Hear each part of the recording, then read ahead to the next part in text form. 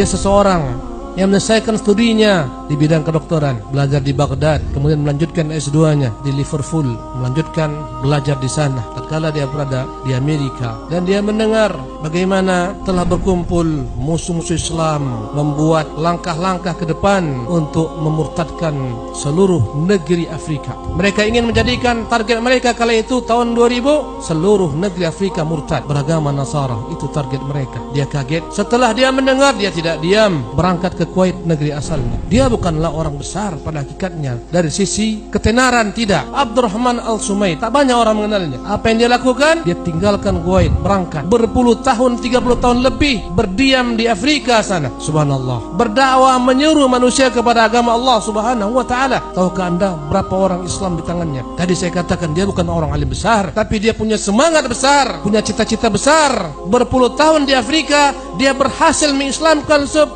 juta manusia. Allahu Akbar. Dia berhasil mendirikan 5.000 masjid di seluruh negeri Afrika. Subhanallah. Di sebanyak 34 negeri Afrika, dia berhasil mendirikan 5.000 masjid. Berapa yang kita dirikan dari masjid? Berapa orang masuk Islam di tangan kita? Tanyakan diri kita masing-masing. Berapa banyak proyek-proyek besar yang dia bangun sendiri? Subhanallah. 7.000 sumber-sumber air berhasil dia buat. Sumur-sumur bor yang begitu dahsyat di negeri Afrika yang terkenal dengan kekeringan. Sampai 1.500 meter ke bawah, dia berhasil menguatkan air menjadi sumber kehidupan bagi masyarakat Afrika. Dia melihat betapa kemiskinan melanda negeri Afrika. Sementara kebanyakan penguasa-penguasanya adalah kaum Nasara. Dengan program-program diutus anak-anak mereka berangkat ke negeri-negeri Eropa sana, pulang membawa gelar doktor, profesor. Mereka yang menjabat sebagai menteri, mereka menjabat sebagai kepala negara, mereka menjadi orang-orang penting di negeri-negeri sana. Allahu Akbar. Kaum muslimin masakin, fuqara, apa yang dilakukan jemaah sekalian? Dia buat universitas besar di 2 negara.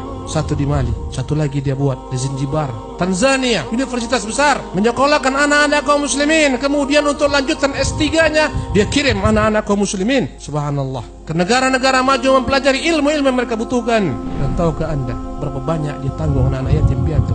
13.000 anak-anak yatim piatu yang dia tanggung, dia sekolahkan sampai gelar doktoral dan pulang ke negeri mereka menjadi orang-orang besar. Bahkan di antara mereka pernah berkata, dan dia asalnya adalah anak yatim piatu yang didanai oleh Syekh Abdurrahman Al-Sumaid ketika menjabat sebagai menteri. Saya ini adalah didikan Abdurrahman Al-Sumaid. Dia sekolahkan saya dari kecil sampai saya memperoleh gelar doktoral, sampai saya duduk di tempat ini. Ketika dia kuliah di Kanada, istrinya menceritakan dalam beberapa tahun, 4 tahun di Kanada, istrinya hanya punya 4 pakaian saja. Harta mereka jadikan untuk jalan menuju surga Allah Subhanahu wa taala. Karena dia berkhidmat untuk Islam dan kaum muslimin, setiap tahunnya ada hadiah diberikan oleh kerajaan Saudi atas nama Malikul Faisal terhadap orang-orang yang berjasa bagi Islam. Beliau mendapat 1 juta rial. Allahu Akbar. Bilangan tidak kecil. Tahukah Anda berapa yang diambil? Sepeser pun tidak diambil untuk dirinya. Semuanya diinfakkan di jalan Allah Subhanahu wa taala. Dia menceritakan bagaimana dia berdakwah di negeri Afrika. Subhanallah. Tatkala dijemput oleh seorang ingin bertemu dengan dia dan ternyata terlambat, mereka mengatakan mereka terhalang dalam perjalanan, banyak halangan di tangan. Kata dia, perjalanan kalian menuju saya ini adalah perjalanan penuh dengan nikmat.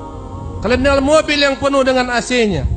Saya pernah berdakwah di Afrika, saya pindah satu tempat ke tempat lainnya dalam kontainer-kontainer. Subhanallah, dalam mobil-mobil kontainer sampai belasan jam, sampai 18 jam.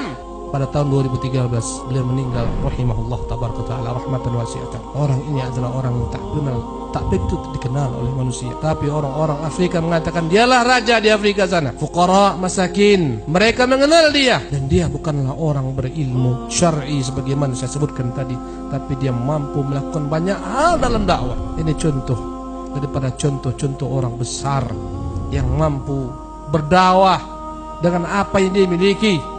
Subhanallah. Maka Anda wahai kaum muslimin yang dimuliakan Allah Subhanahu wa taala, tanyakan kepada diri Anda, apa kontribusi Anda telah berikan kepada Islam dan kaum muslimin? Berapa masjid yang Anda bangun? Berapa orang yang Anda Islamkan? Berapa orang yang Anda giring mendapat petunjuk Allah Subhanahu wa taala? Tanyakan kepada diri masing-masing.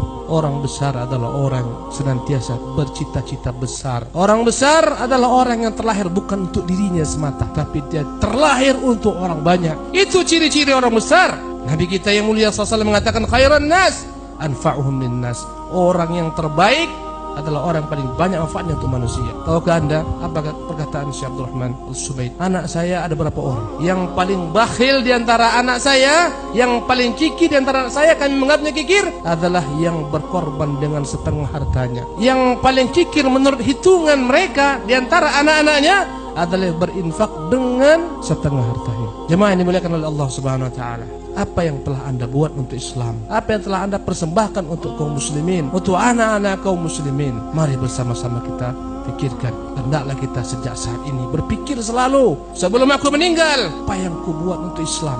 Harta yang kita cari semuanya tak akan mungkin kita bawa ke dalam yang kubur. Yang akan kita bawa adalah amal saleh.